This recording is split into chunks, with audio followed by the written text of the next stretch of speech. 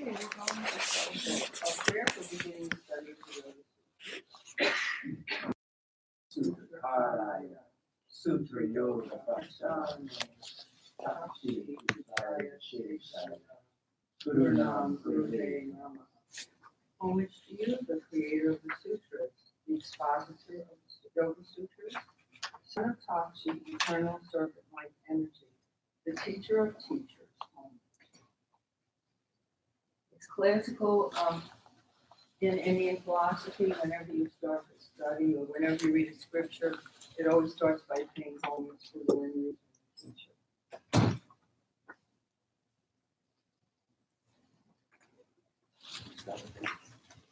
Do you have some preliminary comments?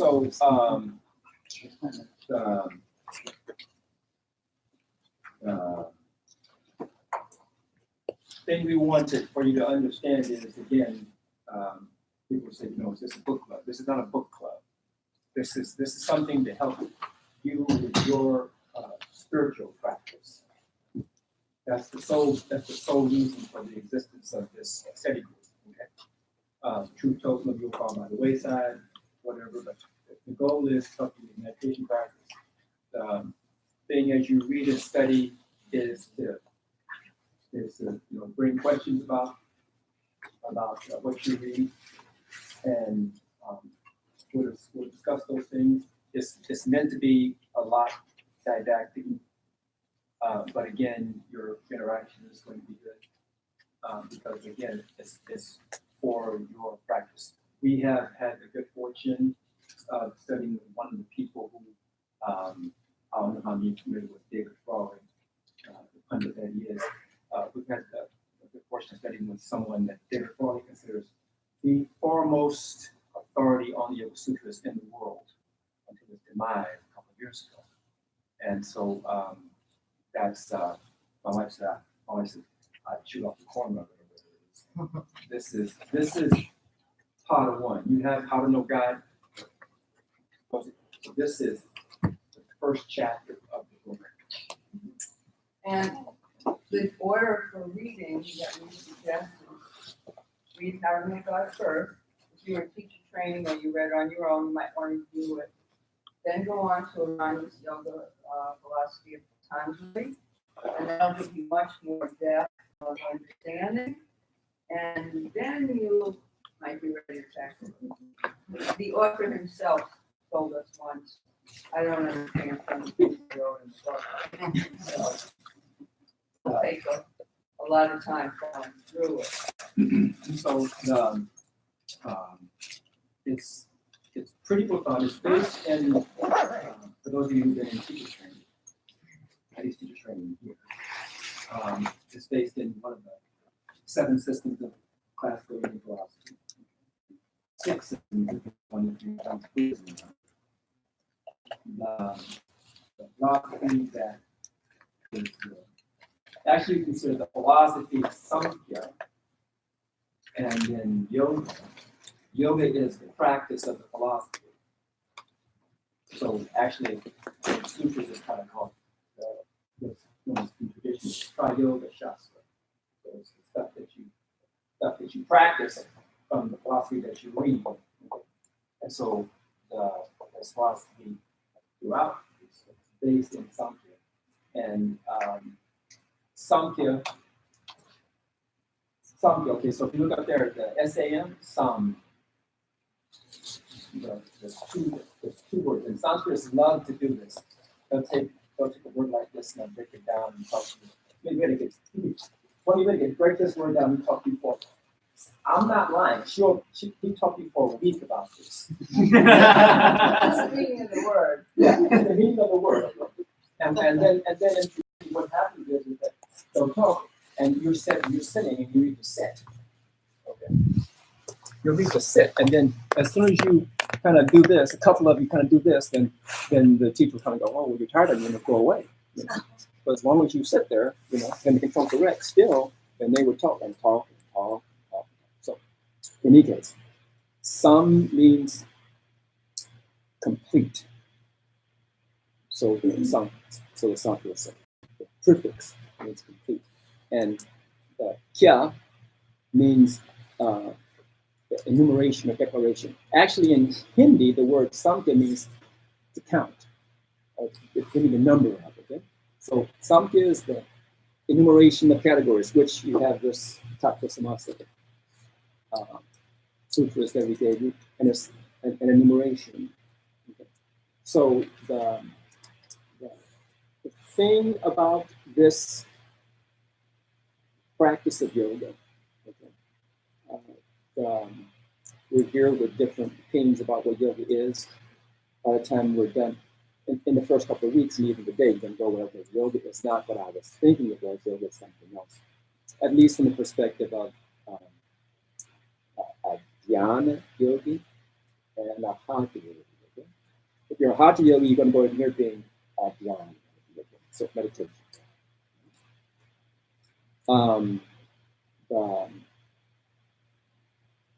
Everybody's familiar with the Buddhist Four Noble Truths, yes? Anybody who doesn't know what the Four Noble Truths are? Four Noble Truths. Four Noble Truths are, the Buddha said, there is suffering, there's a cause of suffering, there's a way to eliminate it, and then here's the way. Okay. So the Buddha wasn't unique in that. Ayurveda existed before the Buddha, or maybe around the same time, but Samkhya existed before the Buddha existed. Samkhya existed before Ayurveda existed. Ayurveda, even some of the scholars, depending upon which scholar you talk to. Okay. And when we're saying we're referring to scholars, we're always referring to our elders, again, the likes of Swami Vedabharati. And so they say Ayurveda philosophical base is Samkhya. So in Ayurveda, you have this definition about there's a disease, there's a healthy state, there is a cause for the disease and a cure. Sound familiar? There's suffering. So in Samkhya, there is also the statement of something similar in chapter 2, in Pada 2. There's going to be a sutra is going to explain about pain and discrimination. Okay. So we'll save some of that till we get to the second Pada. But it's interesting that Samkhya philosophy is considered what's called a moksha shastra. Moksha means liberation. And so what liberation is for the practice of, in the yoga philosophy, what liberation is in Samkhya, are interesting compared to Vedanta. And I guess you should note that in our tradition, how we've been taught is yoga comes first, Yoga Shastra comes first. Okay, so Samkhya Yoga comes first, then Vedanta, then Tantra. And not Tantra, for those of you who are not familiar with, not Tantra that's being sold in populace. Okay, we're talking about the philosophical base of Tantra we're speaking of is Tripit Kashmir Shaivism. The philosophical base for Sri Vidya, which is the knowledge of Sri, which is Tantric position, for which our tradition is grounded in. So this Samkhya, the Yoga Sutras is the basis for your growth knowledge. And again, it's not the thing that they say that's premier is this is not intellectual masturbation, which is what our Western philosophy is. This is reason and direct experience. That's actually what makes yoga yoga. Reason and direct experience. And the direct experience of the nature of reality. The fascinating thing is, before we just kind of jump more into this, is the way that Samkhya explains things. Okay, there's a couple of texts. The Samkhya Karika is one famous text. And the Samkhya Pravachana is another classic text that are explaining Samkhya philosophy. Okay? And if you're going like, wow, it's very good. A lot of logic and things like this, but there's a couple of things that just make sense. And so I'm going to read them to you just real briefly. Okay. So something from the very first sutra in Samkhya. From the unpleasant occurrence of the threefold pain, there follows the inquiry into the means to prevent it. Inquiry is not purposeless because ordinary means cannot permanently prevent pain. The permanent prevention of the three kinds of pain is the supreme purpose of life. Suffering cannot permanently be ended by ordinary means, such as money, sensual enjoyments, because it may be prevented by these for a short time, but it returns. Okay, so this is where we are in our practice. We think, okay, well, I'll go and I'll have a fine meal or I'll drink wine or whatever and have temporary relief. Okay, so these means are permanent relief. Permanent relief.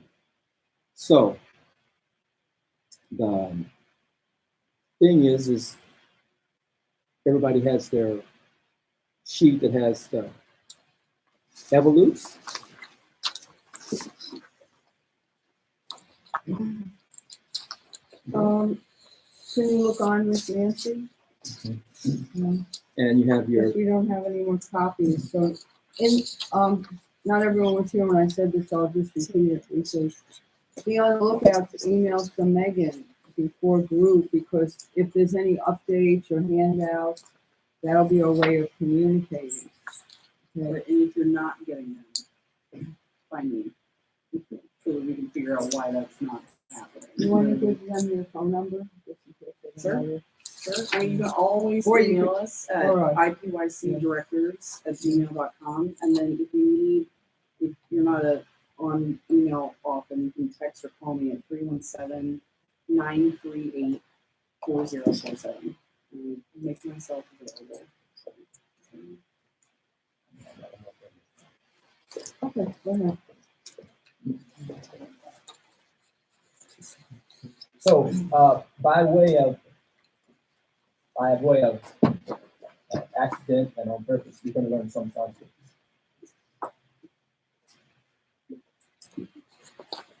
Are you going to learn something about Sanskrit you didn't know anything about Sanskrit?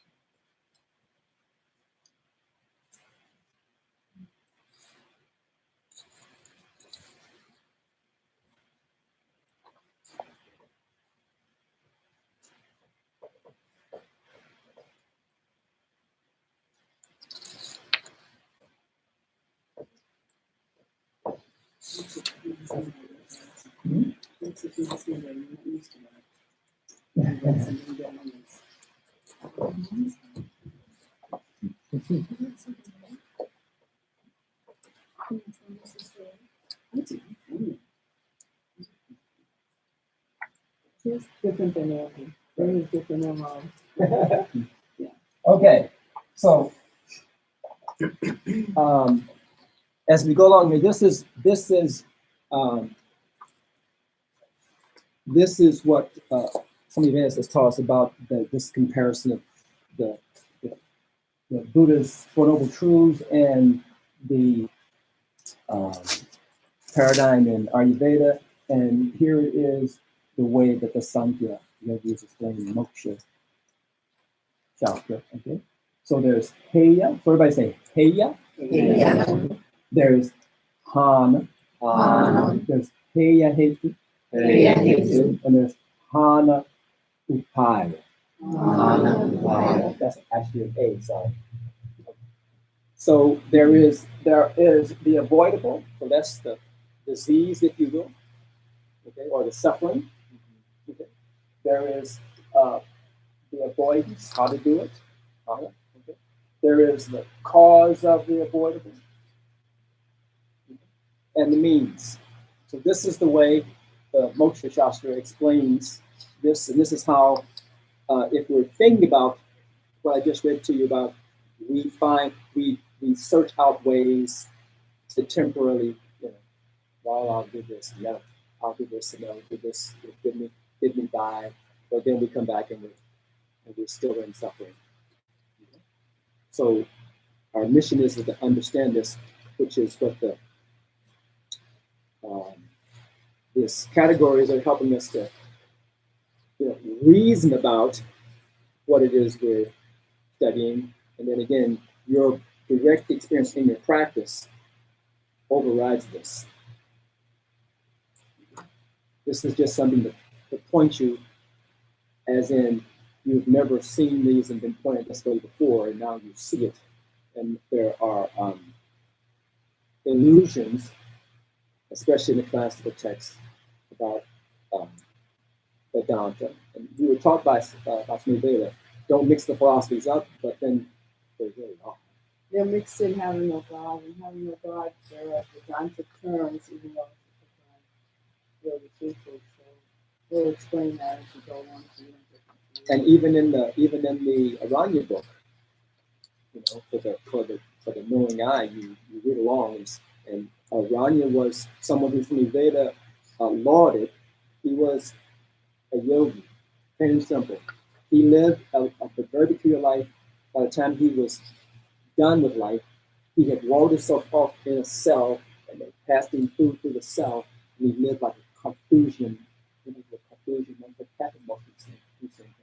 A cell, and that's how he did it. He wrote from his direct experience. So his Swami Veda was going like, if Aranya said it, enough said. Okay. So that's and even there he alludes to some Vedanta thing, but that's even another get to that. So let's begin in the categories. Start with this chart of the evidence. So Samkhya is considered a dualistic philosophy. If you look at the top of the chart, there are two basic principles. Purusha, pure consciousness, spirit. Purusha is always unaffected and transcending what's going on in the world. So whatever level of matter it is, whether it's involvement in activity or the subtlest thought, that is all considered to be matter or property. So those two are separate. Property exists for the enjoyment of Purusha. Said like Prakriti is the dancer and Purusha is watching the dance. So Purusha is never involved in the world, never manifesting the world or doing anything to affect it. And as we evolve spiritually, our goal, the goal stated in the terms of Sankhya is Kaivalya, which means actually isolation, realizing that Purusha and Prakriti are separate. One is isolated from the other. So as we are involved in the world, we're involved with Prakriti on various different levels. And when there's two states of Prakriti actually. There's the state where, is it ready for this? Yeah. There's the state where Prakriti is in total balance and there is no world. When that state exists, what are called the three gunas are in total balance. Gunas are three energetic qualities that pervade everything. So those three gunas are sattva, rajas, and tamas. Okay? So tamas is the force of darkness, inertia, dullness, heaviness. Rajas is the force of activity and energy, but that energy is directed towards worldly things. So we need energy to do stuff, so Rajas is better than tamas. And then sattva is that which is pure, radiant, shining, energetic, in a calm way. So our goal, as we progress spiritually, is to have a little less tamas and more rajas, so we have energy to do the practices.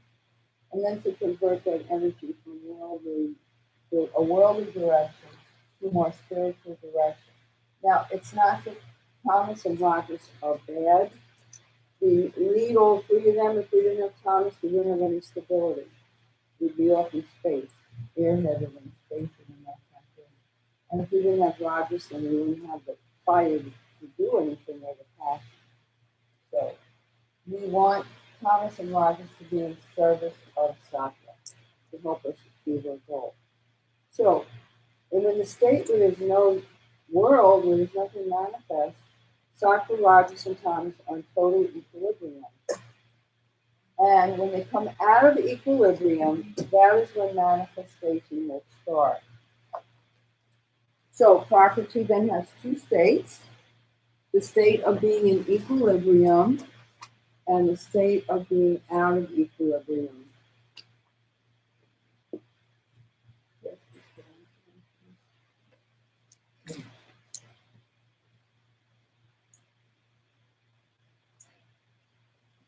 Okay, so from Prakriti there are 23 evolutions.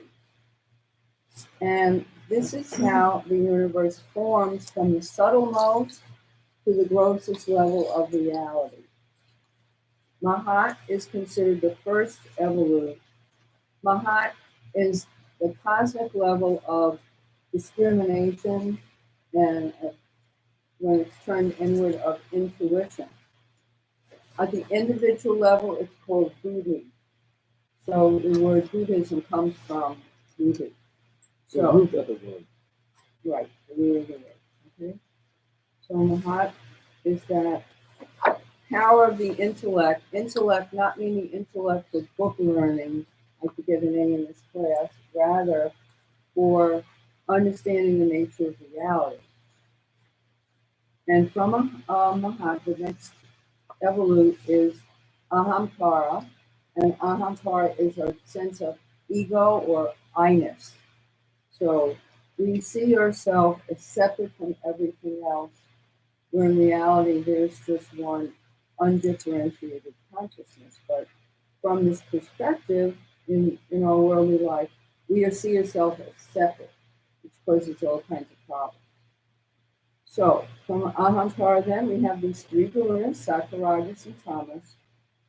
And from the sattvic part of the gunas evolves mind and 10 senses. In yoga, we don't have 5 senses, we have 10 senses. So we have the 5 cognitive senses, sound, sight, touch, taste, smell. Then we have 5 active senses, the act of grasping, locomotion or movement, speaking, procreating, evacuation, or elimination. Okay.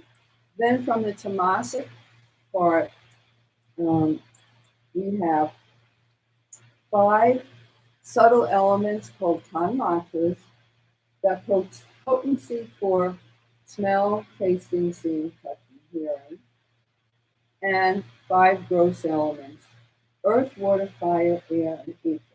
Ether being the most subtle, or it's also called space. So from ether or space evolves air, from air evolves water, or fire, from fire evolves water, from water evolves earth. Earth is the grossest level of being. That's our physical being. Anything physical that we could see and touch is earth element. It also has the other elements in it. But that is the grossest level. So this whole chart is called evolution. It's expanding outward into the world at subtler and then grosser and grosser levels. And our goal in yoga is to involute or go backwards. And it's bring our consciousness from the grosser levels to subtler levels, and subtler levels. All through the Yoga Sutras, you see reference to this. So this is something you want to keep handy.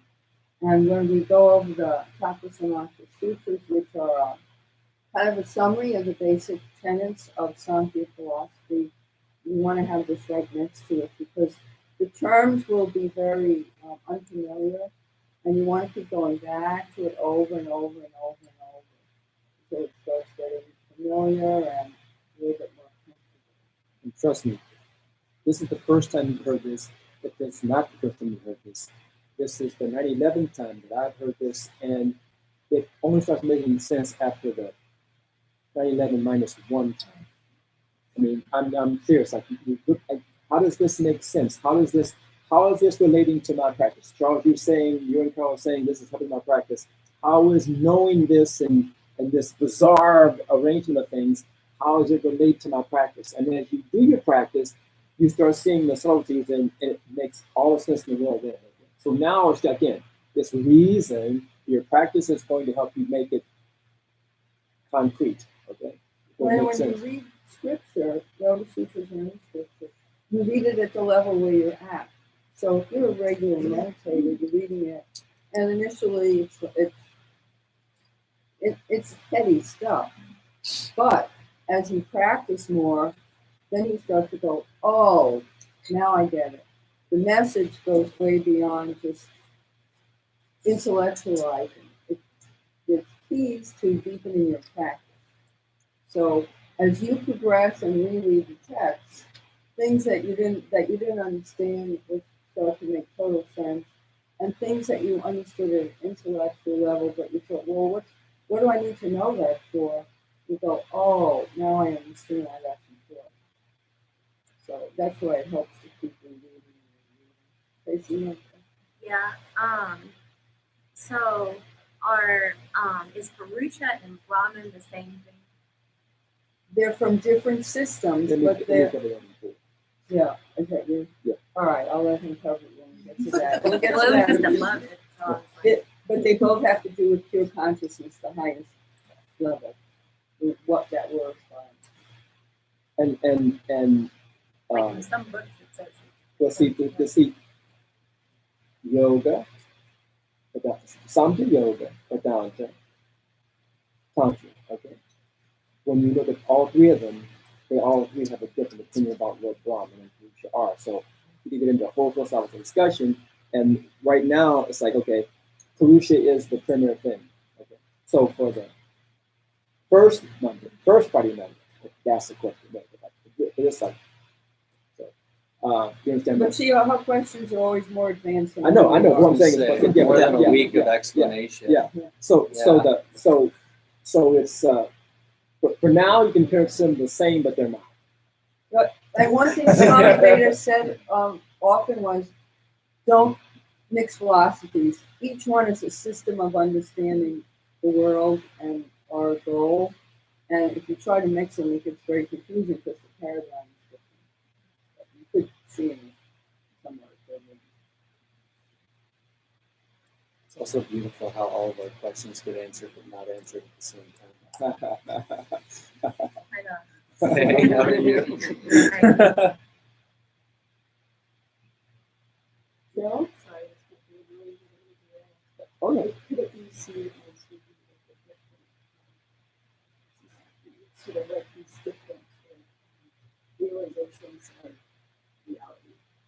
Yes, very much so. There may be different practices. Very much so. Because Charles mentioned 6 classical systems of Indian philosophy, and they go in pairs. So the first two are Nyaya and Vaisheshika. Nyaya is a system of logic. Vaisheshika is almost like modern physics. It deals with things at the atomic level. So those are the first two. Next is yoga and Samkhya. Samkhya is the philosophical part, and yoga is the practical part. And then we have Vedanta and Mimamsa.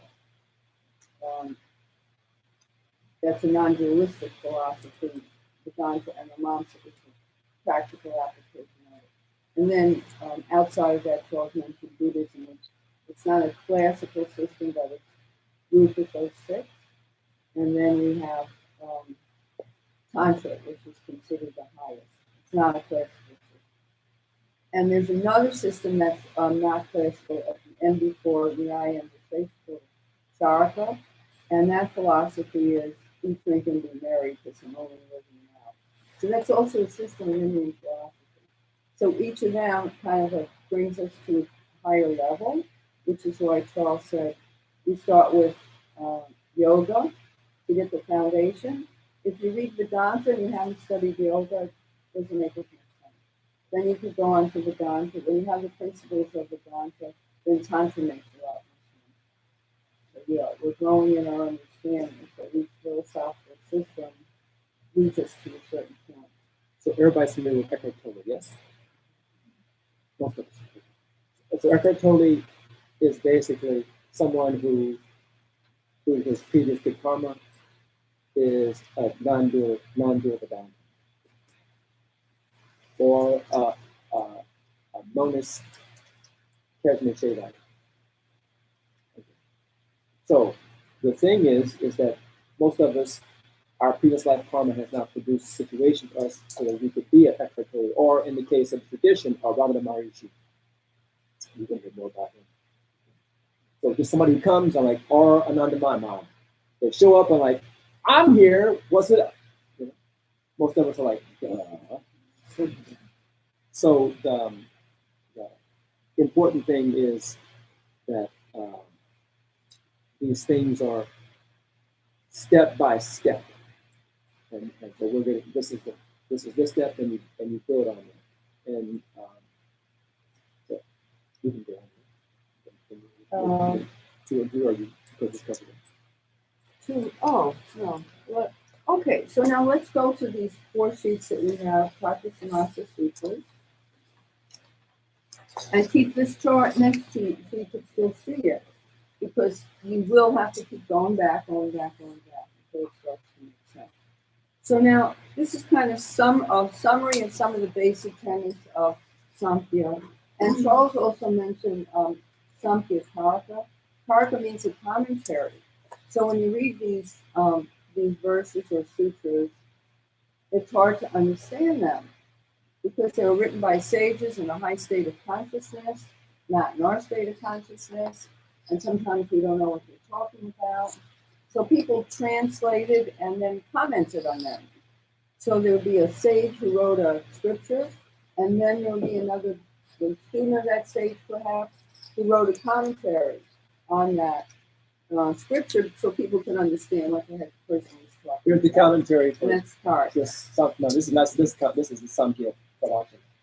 So this is the commentary in like very archaic, like but some stuff good. Okay, and the Samkhya Karka is not that big, but like okay, and we had nothing to do. And we had to read stuff like that for graduate school. They made us read stuff like this and take tests. And that was interesting, taking Swami David's test on the Yoga Sutra. Formal authority and she'll ask you. Nope, I'm not answering that question. I'll do another question. Okay, so Charles and I are going to go back and forth explaining these sutras. Sutra is, it means thread. So the different sutras are kind of threaded together. You could consider each sutra like a bead, and they're threaded together, and they're put in a certain order, which may or may not make sense, but Patanjali, who is the codifier of the Yoga Sutras, put them in a certain order for a reason, so that we could understand, and as we discuss that will make more sense. So here we have verse 2. Verse 1 is basically kind of an introductory verse. Verse 2, there are 8 origins of evolution. So we have Prakriti, which is at the top of the chart. We have Buddhi, which is the same as Mahat. We have Ahankara, that sense of highness. Then we have the subtle elements called Tanmatras, which you see on the right, evolving from Tamas. That's potency for smelling, tasting, seeing, touching, and hearing.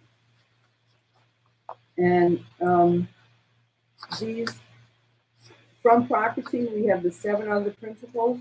They're called the mother principles of Prakriti, Vikriti. And from this, everything else evolves. And then we have the other evolutes that come from the mother principle.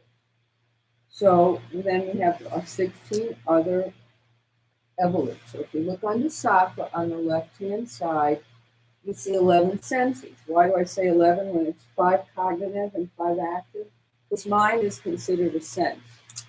So we have mind, the subtlest sense, and then we have the 5 cognitive senses and the 5 active, and then deriving from the 5 subtle elements or tanmatras, we have the 5 gross elements. Each of those gross elements goes with a subtle element. So taste is connected to water, and smell is connected to earth, and so on. So everything kind of fits into a nice kind of pattern and system. So the in the West we have this thing. We are averse to the idea that well, let's put it this way. We have what's called the psychoneuroidentity thesis, which our Western scientific majority paradigm is based on. And it says everything is a phenomena of chemical collectivity, et cetera, et cetera. Okay. The East has a totally different thing. East is, well, now the West, our science is now at quantum physics level, is saying the same thing to people in the East. And actually, the interesting thing is that there are scientists who've taken the math and say, oh, that actually is true. What the quantum physics says, it's the same thing, okay? So it can be verified. So here in this chart, it says, on the left-hand side, mind. And mind is under Prakriti. Prakriti is primordial matter. And so in the West, we have this division between mind and your mind over matter, okay? No, it's not mind over matter because mind is matter. Okay. And Matter is anything that's subject to change, death, and decay. If you ever study your mind, you know that mind is always changing, it's always in flux. So it has to be matter.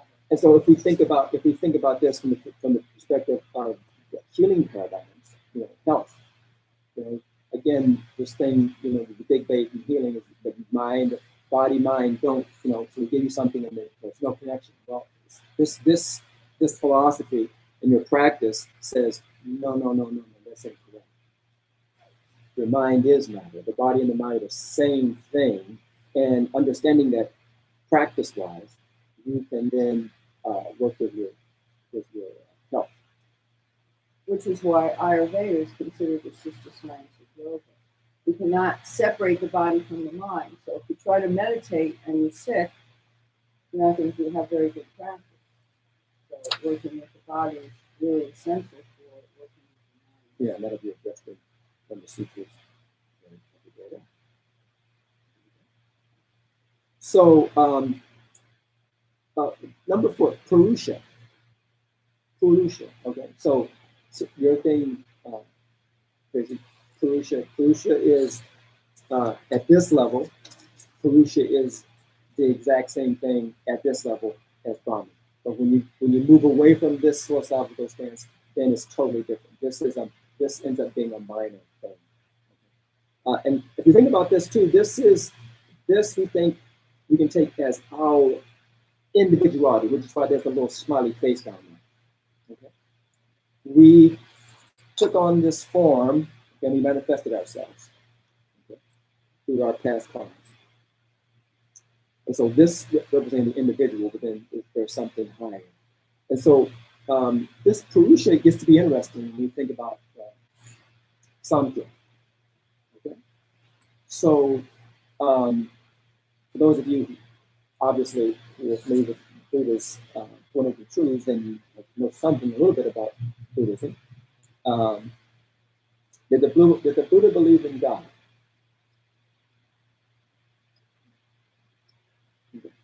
So one style. So the thing is that they say that the Buddha was an atheist. The theists say that Buddha was an atheist. But, he wasn't atheist. He just didn't talk about that. It's a different story. So the thing is, in Samkhya, you have Purusha, this conscious principle, which is ever wise, ever free, ever pure. And you have under Purusha souls in non-theistic Samkhya. And actually then this turn, the Buddhists would kind of go, no, there's no soul. Okay, so we won't quibble about that with the Buddhists proceeding. We just say souls and non-theistic. And then you have a theistic branch.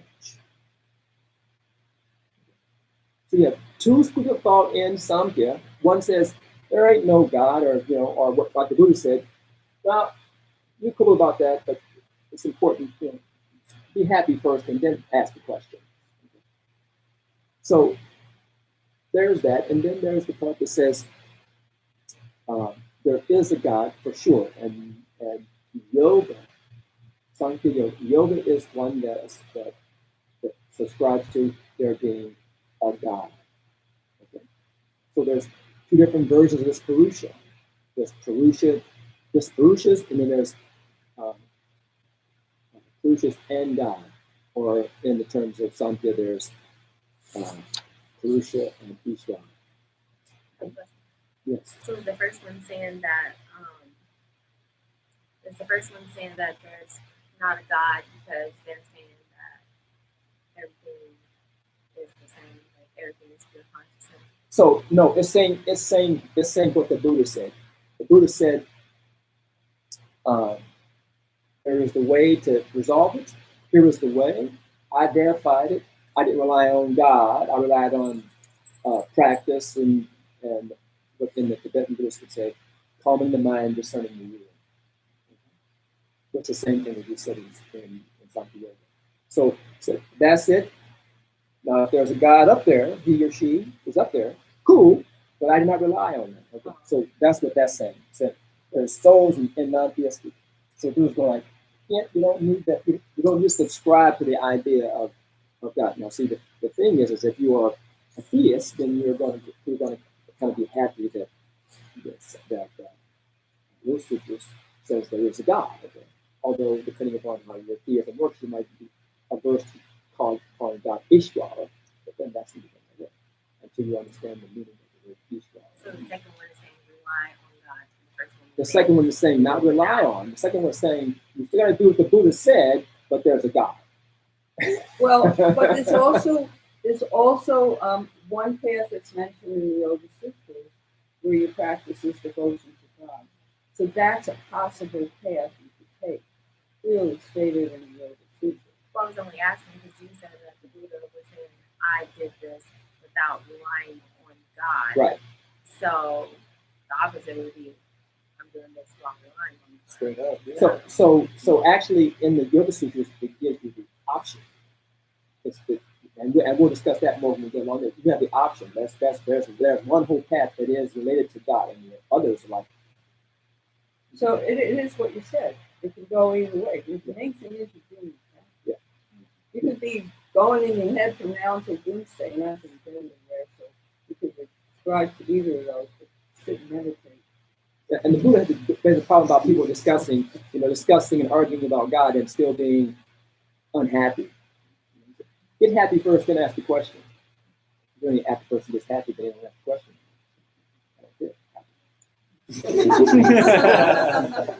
Ishvara is not something we're supposed to get over.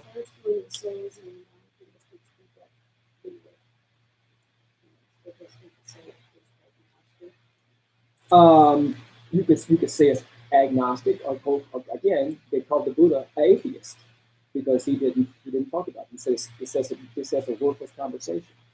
That's why they called him atheist. But he was probably just, again, no conversation because it's not giving you all. Yeah. A story to exemplify that. So if you read Living with the Himalayan Masters, it's Swami Rama's experiences on the path or doing Swami Rama. So he kept naming his master, show me God, show me God. He must have read it. I want to see God. Hey, how come you never show me God? So his master says, all right, tomorrow morning I'm going to show you God. And he says, get up in the morning, take your bath, do your meditation, and meet me here at the Ganges at so-and-so time. So he's all excited. He can't sleep all night. Oh, tomorrow I'm going to see God. I'm going to see God.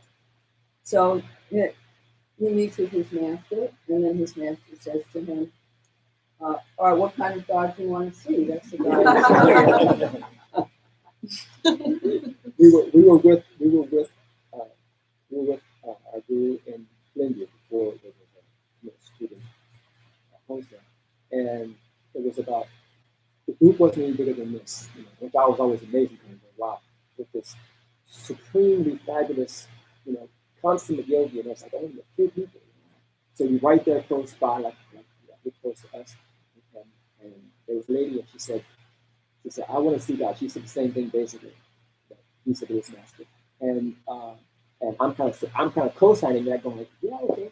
Like, I'm right here, like we got this dude. He can, he said, who told you that? So you read that in the book. He said, that's not what you want. Now I'm confused and kind of going, well, yeah, and we can't relate to this. Like, well, yeah, he said, no. He said, what you want to be, when you think about it, which is why we're having this conversation, he said, you want to be free from suffering. That's what you really want. And I'm kind of going, oh, really? That's deep. but that's what this whole thing is. You want to be free from suffering, which is why I read you those verses. The thing is that's the supreme goal. Has nothing to do with divinity unless you want to have. Okay, that's your inclination, which is fine. If it's not your inclination, you don't need this. Don't worry. Be happy. Yes. So that's what we alluded to earlier. That's a path. Okay. Right. Devotion to God. Yeah. Well, is that the same thing as bhakti? That could be the same thing as Yeah. bhakti, yes. Okay. Yes. And so people often think that, bhakti, for instance, bhakti and jnana, Vedanta are two different things, but up here, they're exactly the same thing. You have to have devotion to knowledge. Devotion is the thing. So whether you call it bhakti or whatever. But that's, as we go along, we'll talk more about that, especially when we get to this, that verse, the beginning verse. Carol touched on the gunas. The fascinating thing about the gunas is that she alluded to the fact that you want to work on sattva, but the gunas is still keeping you in what? Which side of the sheet is it? Still keeping you in matter. So making working on sattva is like okay, but it's still keeping you stuck in the round. And so the round is in all the traditions in Indian classical philosophy is samsara. You heard most of you heard about samsara, the round. So you're stuck in the round. If you're gonna brighten up, you get everything nice and clear and bright, but you're still stuck in something. You're still stuck in what? Okay. So the movement is less Thomas, more Rogers, more sattva, and then go beyond the gunas totally to going beyond mind and beyond matter. That's the ultimate goal.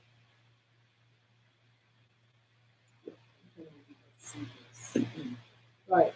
That's not talking about. Okay, number 6. There's a train of transitions from non-evolute property towards evolution and then process. Pretty much explained already. And then we go back. everybody understand that? Everybody understand that one? We're going backwards, so the subtle elements dissolve back into ahamkara. Ahamkara dissolves back into mahat. Mahat dissolves back into prakriti. Then you see prakriti is not our true nature. Prakriti and truth are not the same thing. So that's the process of involution, which I was saying. The process of moving outward into the world to growth and growth level, evolution, as the terms are used in the yoga system. Okay. So one kind of image that's used is like a tortoise. Taking its limbs out of the shell and bringing them back into the shell. So when the limbs are out, you have the whole world and all of its evolution. And then when it throws the limbs back into the shell, then you go back to primordial property. Property where the beings are in total balance and there's no manifestation in the world. So in the yoga philosophy system, there's not a world and then not a world. There's expansion outward for a very, very long period of time. And then there's an inward movement. Then there's dissolution of the universe. And then after some period of time where the gunas are in balance and there's no universe, then at some point those gunas come out of balance and the universe starts all over again. So these are huge, huge, huge periods of time. And each of these huge periods of time has 4 subdivisions called yugas. The most decadent of which is called Kali Yuga. That's what yuga we're in now. So that's where you could see any kind of ethical principles or sanity is just kind of evaporating. This they call it Balayas, just the evolution, dissolution. They are direct correlates to what we understand as the Big Bang. And the Cosmic Scientism has a depiction of it, which is the Sri Chakra. The bend in the center is matter and primordial matter, and then the explosion, which is the Big Bang, and the whole thing is this happens continually, which is what she is alluding to, per the traditions in the East. And that's explained a lot in concept philosophy. Yep. Yes. Yeah, Yes. cosmic inhalation and exhalation. And then Chakrasha is this new nature, opening of the eyes and closing the eyes. New nature. So where are we when the universe disappears? We are in the Bindu again. Where is that? So Is that yeah, where so the that's universe is? Where is that? yeah. That's a good question. So then from the perspective of, again, you being a scientist, okay, so everything goes back to the point. Everything's once again confined in there, and then whatever brings the explosion back out. So then here you are again, okay, and then Yoga Sutras actually addresses that, because they talk about the dehas and prakatilayas, that's the first one. And so that says that if you aren't realized in that time, then when there's dissolution, you go back into and wait till the next. Just wait in limbo. Yep, wait in limbo until it happens again. And so Remember in yoga philosophy, or some of you might know, but when we die, the physical body and the senses and breath are gone. What's stored in the unconscious mind and the spirit remain. So that remains at some level in that primordial state, and we come back and we continue where we left off. So the good news is, whatever we've achieved spiritually in our lifetimes, accumulation of lifetimes, because there's a belief in reincarnation in yoga, then we start where we left off. So someone could, come to the yoga class and sit and go into samadhi, because they already did that in another lifetime. And another person could come to a yoga class for 20 years and not be ready for meditation yet, because that's the level that they're at. Does the philosophy predict multiple universes, all sorts of different ones? So in the Spandakarika and in Petrashaivism, this whole idea of actually indirectly answering the question.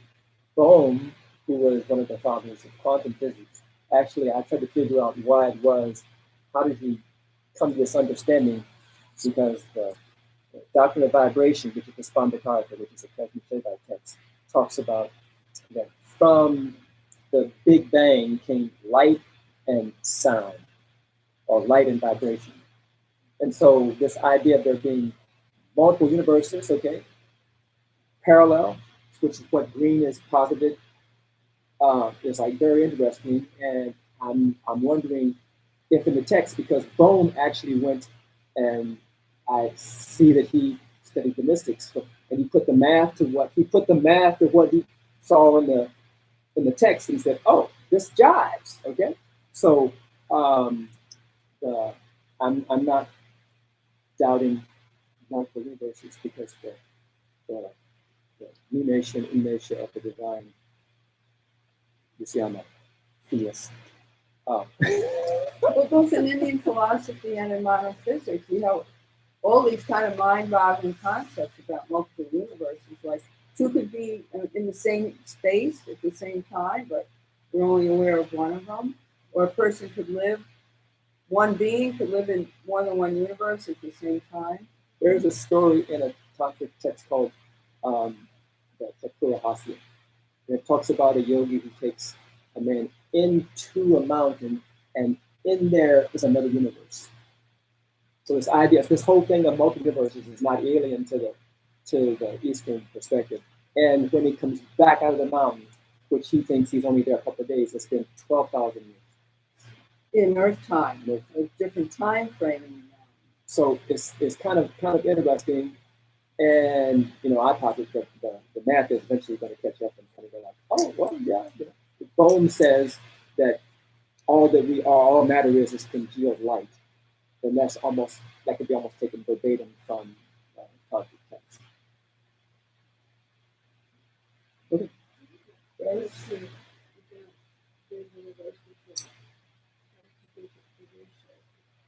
You said that the goal is to get, you know, what evolution lies doing. So then you get up to where you're just experiencing like primordial knowledge. That's what idea. You get to experiencing subtler levels until you realize you're not that either. And then when you'll see, as you read in the Elder Sutras, it said that when you reach that state of Kaivalya, the world is clear. You're just living in the world of spirit. Yeah, but she also mentioned isolation of Kaivalya, that term. And that just means that you recognize, basically, there's a term in Veda uses, it's Viveka Kayati, and it's like the discrimination between these two things. Because right now, hands down, we're on the Prakriti side. We don't recognize. There's no recognition. There's no direct experience of the distinction between those things. And then we get beyond this, then it gets to be where, you know, in Vedanta and Krishna Jainism, there ain't no distinction. But right now, for our small minds, you know, okay, let's this distinction. Okay. So then, number 8. If you're gonna jump here, look at number 24. It says this is the order as taught in the tradition. Okay, so 24. And so yeah, you have the old. And so okay, and so I'm reminding us of that, but then I'm saying we're going to look at number 8 and number 23 simultaneously. Okay. But so how do number 8 and number 23 differ? Okay. So repeat after me. Adhyatma. And actually, I told you wrong because it shouldn't be ah. So Sanskrit, long ah. Okay. So ah is 2 blinks. That's not ah. Okay. And ah is 1 blink. Okay. So it should be 1 blink. Right. So it's Adhyatman. Adibhuti. Adidayati. Okay. So Adhyatma is categories under the control of Purusha. So Purusha is controlling these categories. So mental and physical categories. So another statement. Mental categories, buddhi, ahamkara, and manas. Okay. And on your chart there, mind and manas are the same. Whatever reason. Okay. And the physical things are the 5 cognitive and the 5 active senses. Adibhuta? Yes. So, categories under control of the Purusha. So, is that so? Like, how is the? I'm not sure how to say it. You have a good question. And the question is, how is Purusha doing anything since we said it's not even physical? Okay. The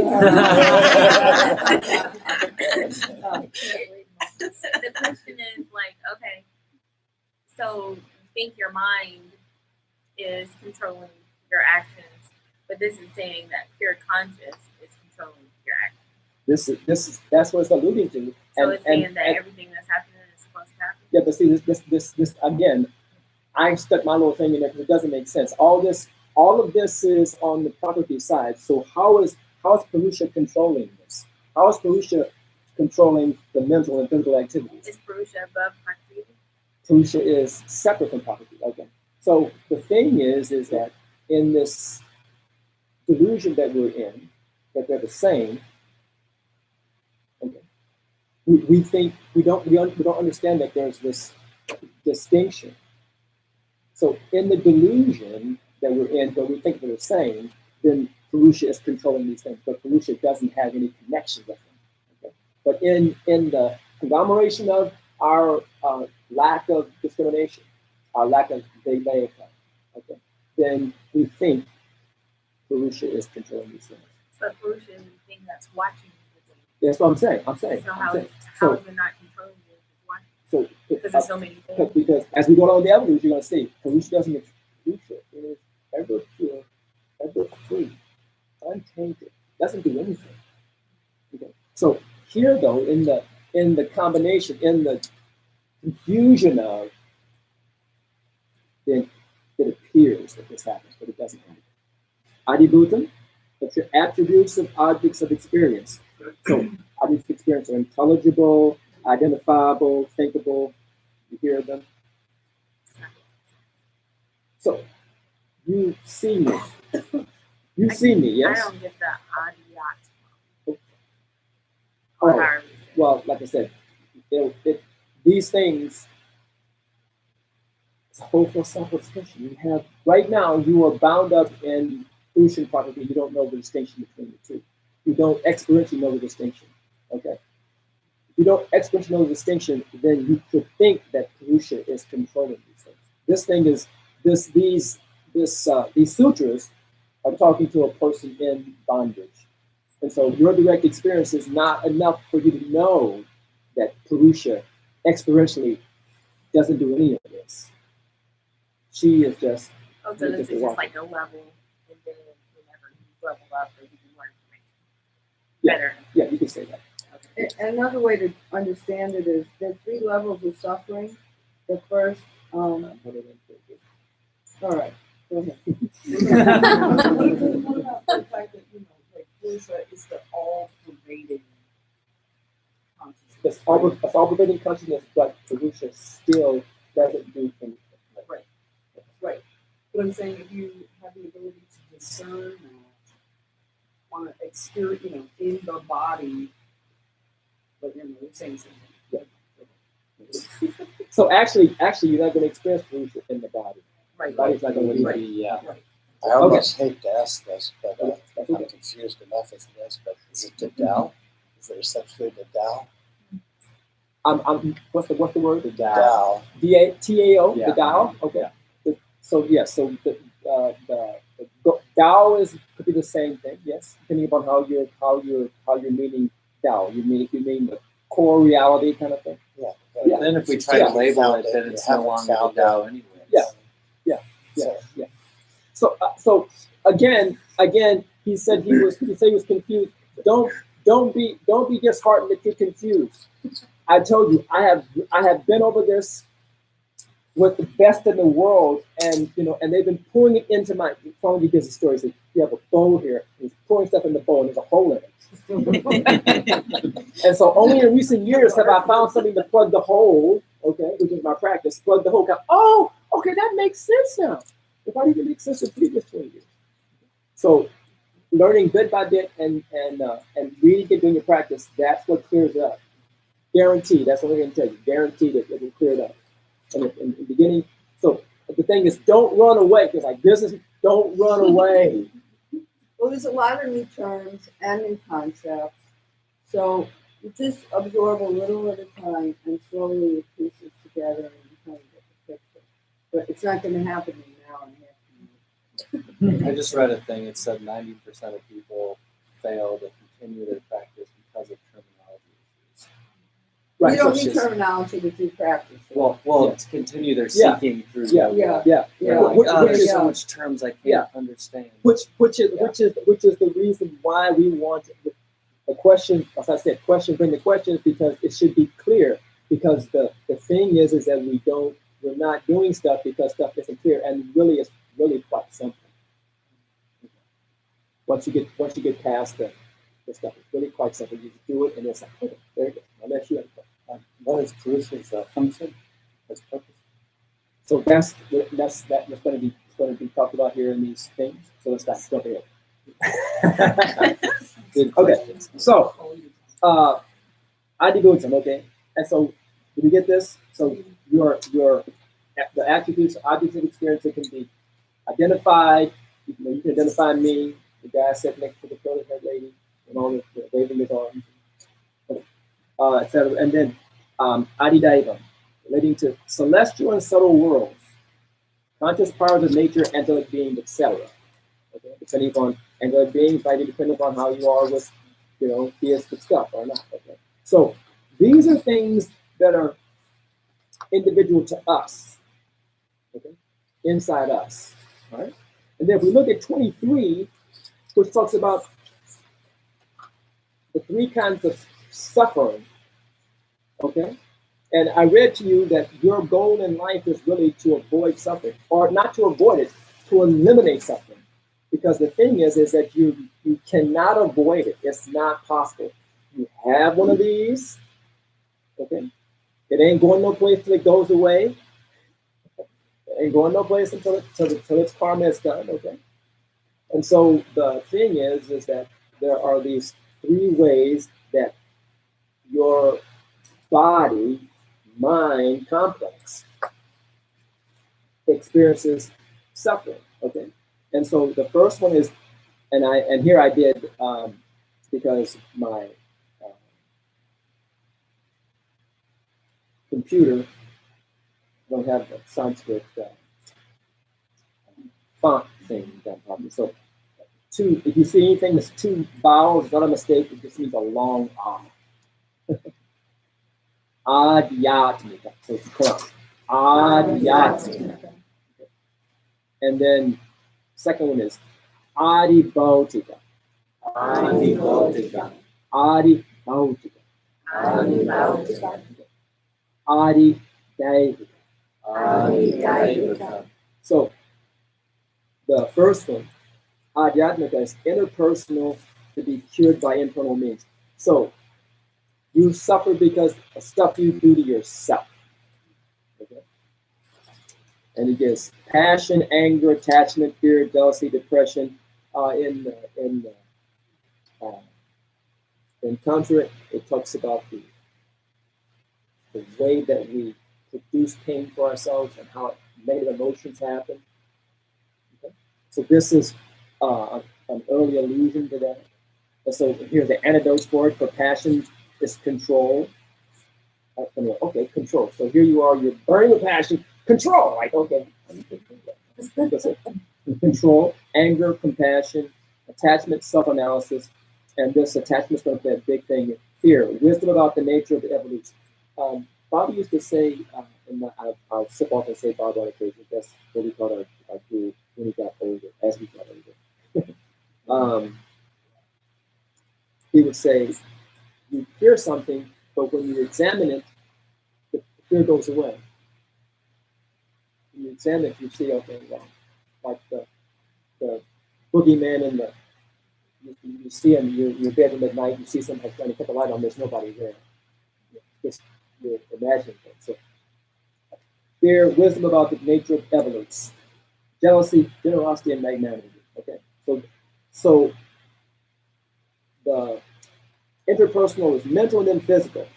So here you go to Ayurveda, imbalance of the humors. Is anybody here who doesn't? Anybody who is not familiar with Ayurveda at all? So everybody knows the Vata, Pitta, Kapha, etc.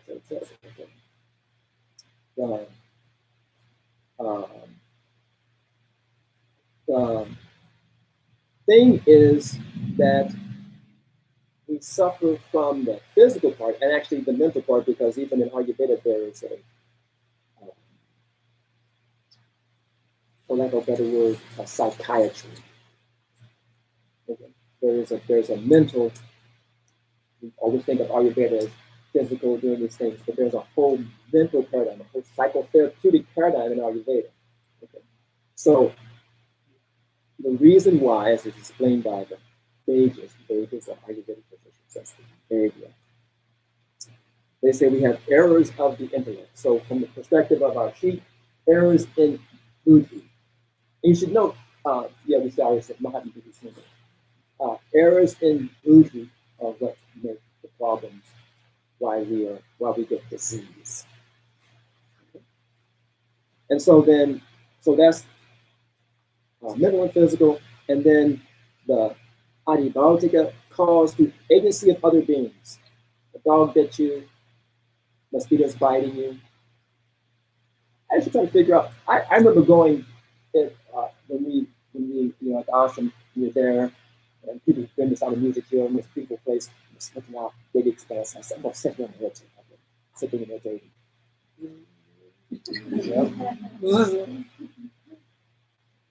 How did they do it? Well, they did it because they lived in caves, and they covered the caves with cave walls with cow dung, and bugs didn't come in there. So I'm going, why do you tell me that before I'm sitting out in the woods? So, okay. And so then caused by other beings, and then this last one I always kind of, said, huh? External, celestial, non-physical things are harming you. They are the stars.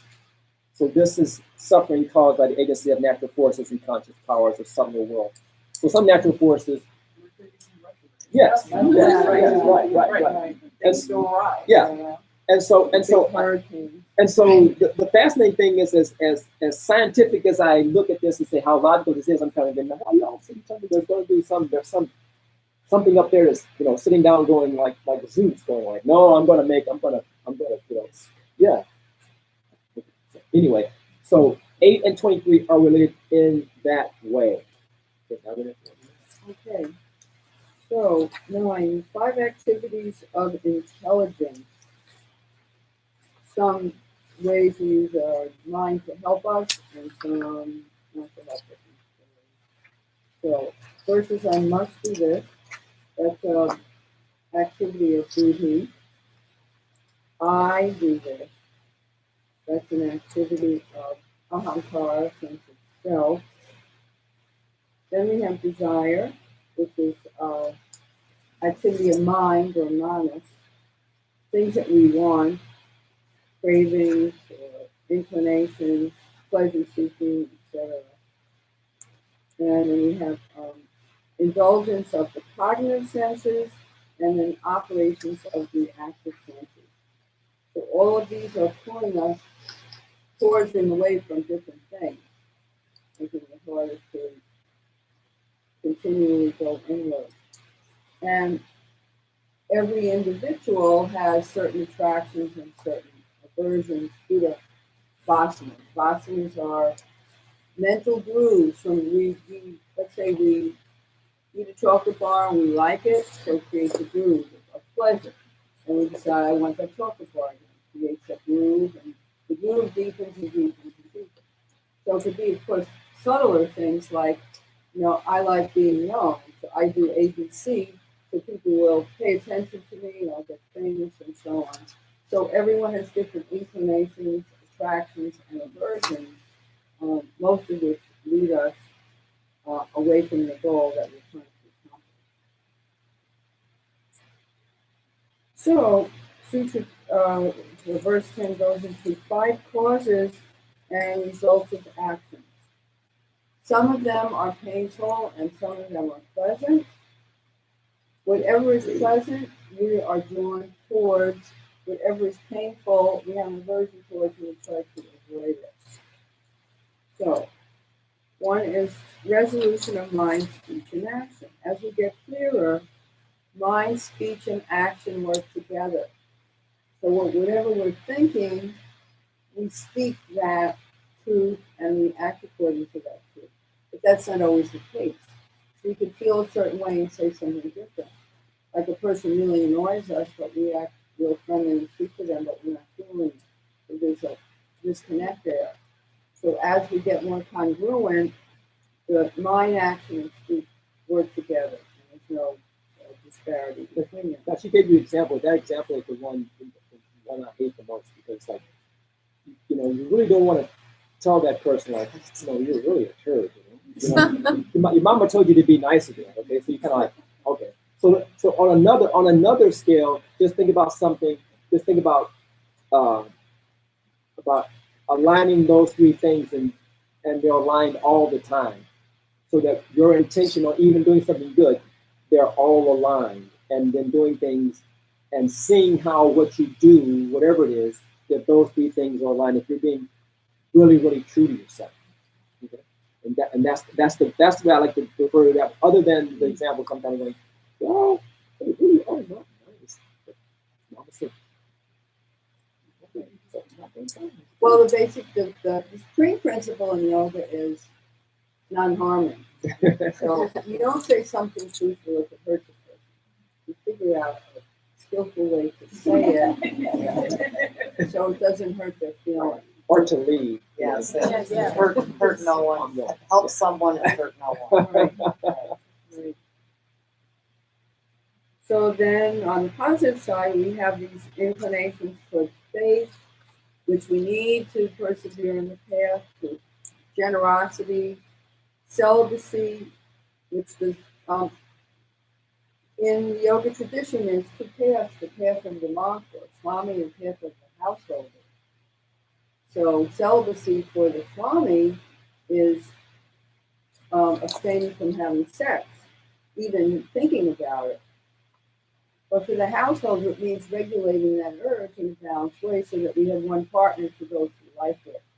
And then it creates organization and harmony in our life. And in charity, helping others while we're doing our own work, and acts of prayer. So I want to mention something about celibacy. We have to work at a hospital. About the hospital, we get a chance to look at it, and there's a neurologist, and for all the swamis, anybody who comes through there, they come through. I guess this is the last word about time. So all the people come through. The swamis and people, really holy people, can come through, and they don't have to pay anything. So it comes through, and he has the presence of mind related to this. He's a household related to this. He has the presence of mind. Since he's a physician, he asks this question. And he goes, okay, well, you're celibate. So then when he drills down, he says every one of them have nocturnal emissions. Everybody know what nocturnal emission is? Okay. Every one of them, he says, well, and you're saying, not in your mind, but it's in your mind, okay? And so Tantra says that the reason why we have the problems that the church is having is because they're not paying attention to that fountain and regulating, okay? So regulation is a thing, and Swami Veda said probably in the history of the world there probably have only been maybe 500 people who were truly, the urge wasn't there. They came like an undermined mom. There are people who come and it's just not there. Okay, it's not there. They have evolved beyond that. They've evolved way up there. It's just like it's not there. Okay, but for the rest of us, okay, it's there and it has to be dealt with. If you don't deal with it, then strange things can happen. You can do bizarre things. Okay, so it was fascinating to me where he said no. He said everyone. So even in the minds of people who are saying they're doing this, it's there and it gets worked out. So the thing is, you got to deal with it. Ain't no way around it. You got one of these. You're in the round. I'm sorry, but there you are.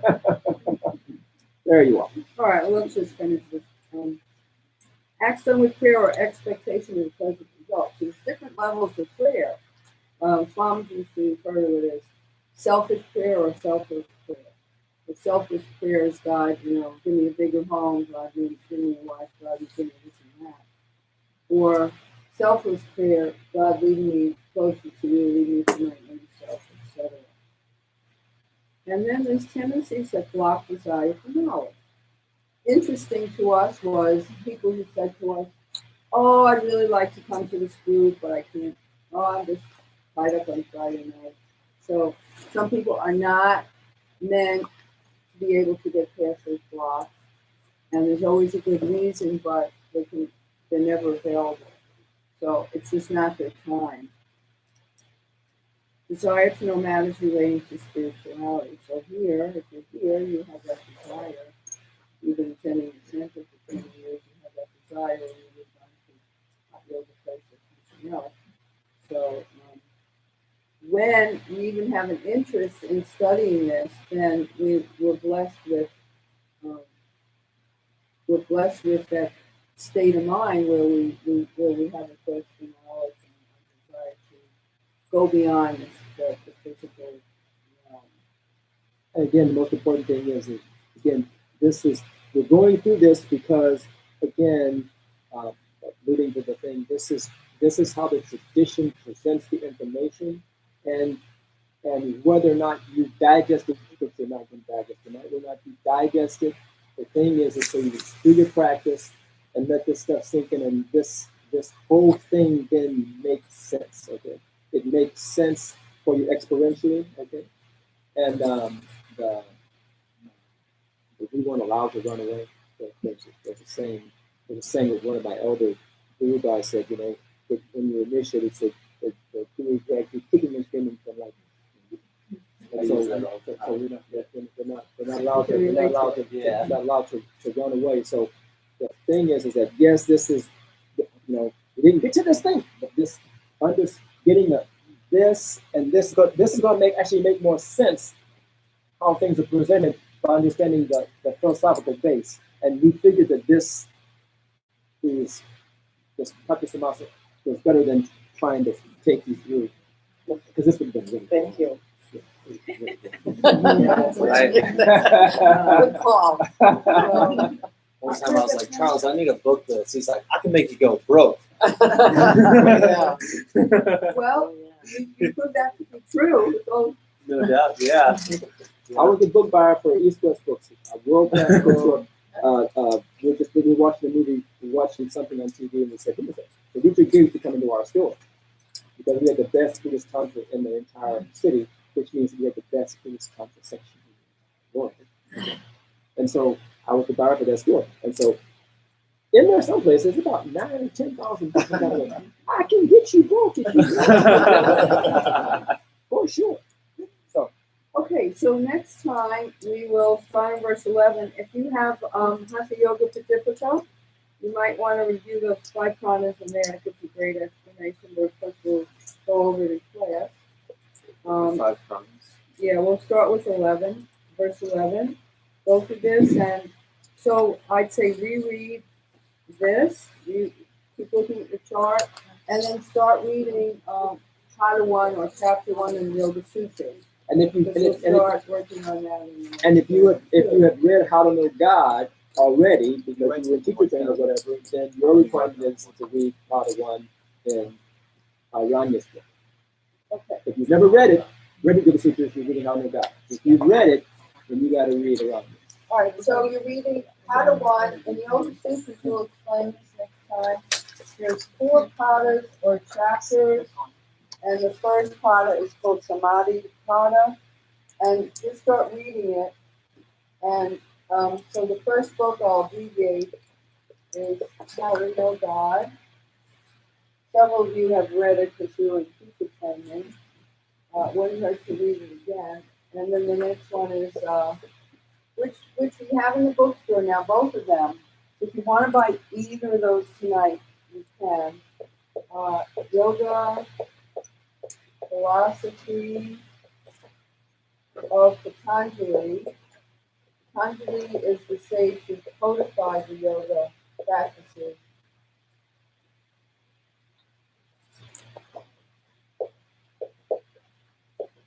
And the author of that book is Alanya. It's a pretty old book. Yeah, you keep these going stuff here. Alanya.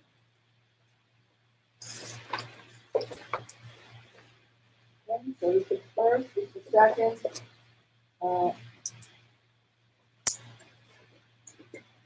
Please make sure you start with 1, otherwise 2 is going to be a little bit overwhelming. One's going to be overwhelming, so hey. Now, if you didn't pay yet for the 4 months, Megan's out there. She could also sell you the books. If you have any questions,